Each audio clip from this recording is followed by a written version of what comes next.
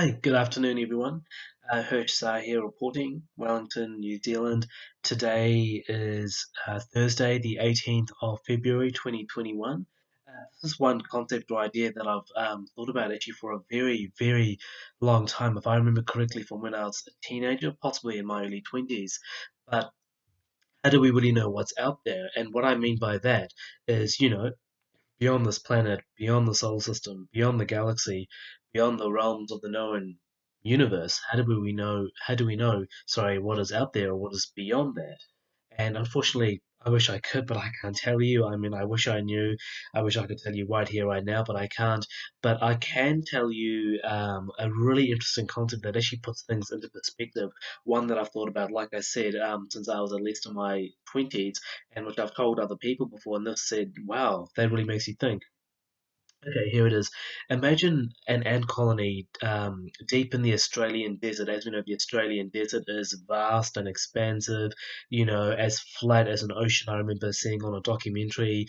I've actually been on that train ride where you can go from Sydney all the way west, or like going along this way for you, from Sydney all the way west to Perth. I've been on that train ride called the Indian Pacific because it basically goes from, the Pacific Ocean to the Indian Ocean on either sides of Australia. But I've been on that train ride and it was fascinating. But we all know that Australia, pretty much apart from some patches on the coast, is basically all desert.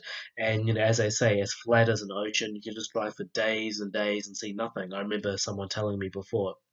So here's the concept. Think of an ant colony deep in that Australian desert. They've got their molehill or what have you. They've got their proper colony underground. They can be really large and deep.